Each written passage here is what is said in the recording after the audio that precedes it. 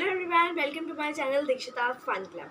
सो today आज हम क्या करने वाले हैं मैं बताती हूँ। Today we are going to do chapter number 1 nutrition in plants science class 7th part 2। Part 1 में आपके साथ अपलोड कर चुकी हूँ, मैं उसका लिंक डिस्क्रिप्शन बॉक्स में दे दूँगी। सो पार्ट 1 में मैंने आपको बताया था न्यूट्रिशन इन प्लांट्स, यहाँ तक वो थोड़ी सी लंबी वीडियो थी तो यहाँ तक बताया था। अब मैं आज ये बहुत सारा क्लियर करने की कोशिश करूँगी पार्ट 2 में।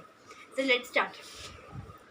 Water and minerals are transported to the leaves by the vessels which run like pipes throughout the root, the stem, the branches and the leaves. They form a continuous path of passage for the nutrients to reach the leaf. You will learn about transport of minerals in plants in chapter 11. So इसका मतलब है कि water and minerals जो है वो transport किए जाते हैं by leaves to the leaves by the vessels which run in the pipe like the pipes which throughout the roots के अंदर कुछ pipes रन करते हैं जिसमें से water and minerals ट्रांसपोर्ट होकर leaves तक पहुंचते हैं।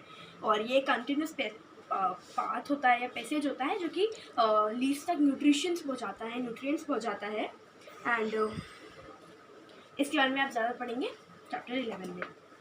The leaves have a green pigment called chlorophyll. It helps leaves to capture the energy of the sunlight. This energy is used to prepare food from carbon dioxide and water. Since the synthesis of food occurs in the presence of sunlight, it is called photosynthesis. Photo-like synthesis to combine. So we find that chlorophyll, sunlight, carbon dioxide and water are necessary to carry out the process of photosynthesis. It is a unique process on the earth. The solar energy is captured by leaves and then stored in the plant in the form of food. तो यहाँ पे बताया गया है the leaves have a green pigment. Leaves के पास एक green pigment होती है जिसका नाम है क्लोरोफिल एंड वो हेल्प करती है सनलाइट को कैप्चर करने में इन द लीव्स एंड इसी एनर्जी को यूज़ करके जो लीव्स है वो अपना खाना सिंथेसाइज करते हैं कि प्रिपेयर करते हैं। एंड फूड ये जो फूड है कार्बन डाइऑक्साइड एंड वाटर का यूज़ करके एंड सनलाइट को कैप्चर करके by the help of chlorophyll जो फोटोसिंथेसिस प्रोसेस है उसे कैरी आउट किया जाता है, तभी इस प्रोसेस को फोटोसिंथेसिस कहते हैं। फोटो का मतलब लाइट होता है which is sunlight and synthesis का मतलब to combine water, carbon dioxide and sunlight and some minerals also. तो हमने फाइंड किया कि chlorophyll, sunlight, carbon dioxide and water ये सारी चीज़ें नेसेसरी हैं एक प्रोसेस को कैरी आउट करने के लिए जिसका नाम फोटोसिंथेसिस है। एंड ये एक यूनिक प्रोसेस है अर्थ पे। सोलर एनर्जी इसमें कैप्चर की जाती है बाय लीव्स एंड प्लांट में फूड के फॉर्म में स्टोर की जाती है। आप जो भी चीज़ खाते हैं वो सनलाइट कैप्चर करी जाती है in the form of food in the plant in the leaves. And now ये जो बोल्ड लेटर्स में लिखा है this is thus sun is the ultimate source of energy for all living organisms. मेरे को ये इसलिए अलग से बताना था क्योंकि मुझे इसके साथ आपको कोई मैसेज भी देना है। सन एक अल्टीमेट सोर्स है एनर्जी का हर लिविंग ऑर्गेनिज्म के लिए। ऐसा क्यों? क्योंकि सन नहीं होगा तो प्लांट्स नहीं होंगे। प्लांट्स क्यों नहीं होंगे? क्योंकि प्लांट्स को ग्रो होने के लिए, अपना फूड प्रिपेयर करने के लिए सनलाइट की बहुत बहुत बहुत ज़रूरत है। और अगर फूड ही नहीं होगा तो एनिमल्स एंड ह्यूमंस तो होंगे ही नहीं। मैंने आपको ये भी पार्ट 1 में मैंने आपको ये भी बताया था कि जो indirectly and directly animals and humans ये दोनों ही प्लांट्स पर डिपेंड होते हैं अपने फूड के लिए, चाहे इनडायरेक्टली हो या डायरेक्टली। तो आप पार्ट 1 देखिए एंड आपको इससे पूरा समझ में आ जाएगा। एंड ये अल्टीमेट सोर्स इसीलिए है। तो सनलाइट जब प्लांट्स पर जाती है तो प्लांट्स बहुत सारा काम करते हैं। Can you imagine life on earth in the absence of photosynthesis? आप इमेजिन करके देखिए कि लाइफ कैसी होगी बिना फोटोसिंथेसिस के, बिना फूड के आपकी लाइफ कैसी होगी। तो एक प्लांट एक ऐसी चीज़ है जो फूड प्रिपेयर करता है और कुछ नहीं करता। एनिमल्स या ह्यूमंस तो फूड प्रिपेयर नहीं कर सकते। एक प्लांट्स है जो फूड प्रिपेयर कर सकते हैं by the help of sunlight, water and carbon dioxide. तो इस वजह से आपको बताया है कि सनलाइट बहुत इंपॉर्टेंट है, प्लांट्स बहुत बहुत बहुत इंपॉर्टेंट है। Without plants human beings and animals can not be survived. So आपको please please please save plants. जितना आप सेव कर सकते हैं आप प्लांट्स को सेव करिए because without plants there is no life on the earth. And also save water because without water we cannot drink water, the plants cannot prepare the food. So please save water and plants, grow plants as you can. In the absence of photosynthesis, there would not be any food. The survival of almost all living beings directly or indirectly depends upon the food made by the plants. Besides, oxygen, which is essential for survival of all living organisms, is produced during photosynthesis. In the absence of photosynthesis, life would be impossible on the earth. तो आपने क्या imagine करके देखे, but absence में photosynthesis के कोई food नहीं होगा। डायरेक्टली या इनडायरेक्टली हम लोग डिपेंड है जब फूड पर, प्लांट्स पर फूड के लिए, तो फिर जब फोटोसिंथेसिस ही नहीं होगी तो फूड भी नहीं होगा। एंड उसके साथ ही साथ जो ऑक्सीजन जो हमारे सर्वाइवल के लिए बहुत बहुत बहुत इंपॉर्टेंट है वो भी नहीं होगा, क्योंकि फोटोसिंथेसिस के जो प्रोसेस होता है उसमें कार्बन डाइऑक्साइड अंदर ली जाती है, वो इनहेल करते हैं एंड एक्सेल करते हैं प्लांट्स ऑक्सीजन, एंड हमें ऑक्सीजन चाहिए होता है। साथ ही साथ वो water, carbon dioxide and sunlight को एब्जॉर्ब करके फूड प्रिपेयर करते हैं by the process of photosynthesis. And photosynthesis के ड्यूरिंग ही ऑक्सीजन भी प्रोड्यूस होता है एंड फूड भी प्रोड्यूस होता है। तो फूड एंड ऑक्सीजन दोनों के बिना हम नहीं रह सकते, इसीलिए photosynthesis is very very very important. In the absence of photosynthesis, life would be impossible on Earth. During photosynthesis, chlorophyll contains cells of leaf. In the presence of sunlight, use carbon dioxide and water to synthesize carbohydrates. The process can be represented as an equation. So photosynthesis के दौरान during photosynthesis chlorophyll में एक कुछ sales होते हैं leaves के अंदर, मतलब कि क्लोरोफिल कुछ सेल्स कंटेन करती है लीव्स के, जैसे कि उसमें ये वाला प्लांट ग्रो करेगा ऐसे कुछ सेल्स कंटेन करती है। And in the presence of sunlight की प्रेजेंस में and carbon dioxide and water को यूज़ करके हम कार्बोहाइड्रेट्स को भी प्रिपेयर कर सकते हैं एंड ऑक्सीजन को भी। तो इसको एक इक्वेशन के थ्रू समझा जा सकता है, वो मैं आपको इसमें भी दिखा देती हूँ एंड लिख करके। तो ये देखिए, ये कार्बन डाइऑक्साइड है, आप देखिए यहाँ पर carbon dioxide plus water and sunlight and chlorophyll भी इसके लिए चाहिए, क्लोरोफिल है तो सनलाइट है। So carbon dioxide plus water and sunlight, ये बनते हैं इससे कार्बन डाइऑक्साइड प्लस ऑक्सीजन, तो ये दोनों चीज़ें बनती हैं। तो आप अपनी बुक में भी इसे देख लीजिए। तो होप यहाँ तक आपको क्लियर हो गया होगा। यहाँ पर एक डायग्राम बना हुआ है, chlorophyll, guard cells and stomata.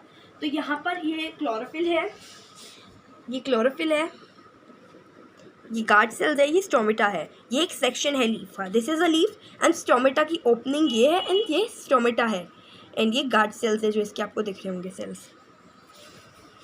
And आपको यहाँ पर फोटोसिंथेसिस का डायग्राम है, सनलाइट एनर्जी आती है, क्लोरोफिल है, कार्बन डाइऑक्साइड एंड एब्जॉर्ब करके ऑक्सीजन रिलीज करते हैं and water and minerals roots के थ्रू जाते हैं। तो ये आपको 1.3 में फोटोसिंथेसिस करते हुए ये दिखाया जा रहा है plant.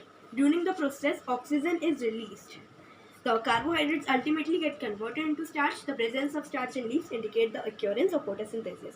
The starch is also a carbohydrate. तो इस प्रोसेस में ऑक्सीजन जब रिलीज होता है तो जो कार्बोहाइड्रेट है वो ऑटोमेटिकली स्टार्च में कन्वर्ट हो जाते हैं एंड ये इंडिकेट करता है कि उसमें फोटोसिंथेसिस हुई है, उस लीफ में, उस प्लांट में फोटोसिंथेसिस हुई है एंड एक्यूरेंस हुई है फोटोसिंथेसिस की। एंड ये जो स्टार्च है वो कार्बोहाइड्रेट ही है। Bujo has observed some plants with deep red, violet or brown leaves. He wants to know whether these leaves also carry out photosynthesis. So Bujo ने बहुत सारे ऑब्जर्व करे हैं plants deep red, violet and brown leaves के साथ। तो आप तो ये वो पूछना चाहता है कि क्या ये जो ग्रीन कलर के नहीं है वो भी फोटोसिंथेसिस कैरी आउट करते हैं। तो चलिए जानते हैं। बट एक्टिविटी 1.1 में आपको ये बताया जाएगा कि इसमें स्टार्च की प्रेजेंस किस तरह से है प्लांट्स में। तो मैं एक बार रीड करवा देती हूँ। Take 2 potted plants of the same kind, keep one in the dark or in the black box for 72 hours and the other in the sunlight. Perform iodine test with the leaves of both the plants as you did in class 6. Record your results. Now leave the pot which was earlier kept in the dark in sunlight for 3-4 days and perform the iodine test again on its leaves. Record your observations in your notebook. So this is our normal activity. आप कर लीजिए and उसके observations आप लिख लीजिएगा अपनी notebook में। आपको 2 पॉटेड प्लांट्स लेने हैं सेम काइंड के, एक को आप डार्क बॉक्स में या ब्लैक बॉक्स में रख दीजिए 72 आवर्स के लिए एंड दूसरे को सनलाइट में। आयोडीन टेस्ट परफॉर्म कर लीजिए दोनों पर एंड उसके बाद जब आप वो वाला पॉट जो आपने डार्क में छोड़ा था उसे 3-4 दिन के लिए सनलाइट में रखकर एक बार फिर से आयोडीन टेस्ट करिए एंड अपने ऑब्जर्वेशन दोबारा से आप नोटबुक में रख लीजिए। आयोडीन टेस्ट जैसे करते हैं वो आपने 6 में पढ़ा है, तो आप उस तरीके से आयोडीन टेस्ट कर सकते हैं। हमने भी पढ़ा है 6 में, तो आयोडीन टेस्ट कैसे करते हैं। The leaves other than green also have chlorophyll. The large amount of red, brown and other pigments mask the green color. Photosynthesis takes place in these leaves also. तो जो leaves green नहीं होते या उनमें जो leaves green नहीं होते उनमें भी chlorophyll होता है। Large amount of red, brown and other pigment mask होते हैं green color में, तो वो भी photosynthesis carry out करते हैं। So you often see slimy green patches in ponds or in other stagnant water bodies. These are generally formed by the growth of organisms called algae. Can you guess why algae are green in color? They contain chlorophyll which gives them green color. Algae can also prepare their own food by photosynthesis. तो आपने slimy and green patches देखे होंगे Pond's में, stagnant यानी रुके हुए पानी में, दैट आर एल्गे. एल्गे को हिंदी में शैवाल भी कहते हैं. एंड उनमें क्लोरोफिल कंटेन होता है, तभी वो ग्रीन कलर के होते हैं. एंड एल्गी अपना खाना खुद बना सकते हैं by the process of photosynthesis.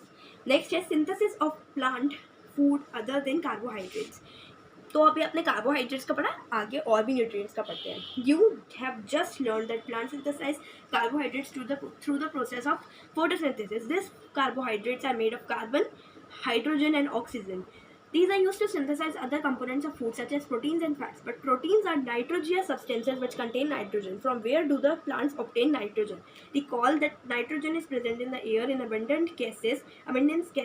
Gases form in the air. However, plants cannot absorb nitrogen in this form. Soil has certain bacteria that convert gaseous nitrogen into usable form and release it into the soil.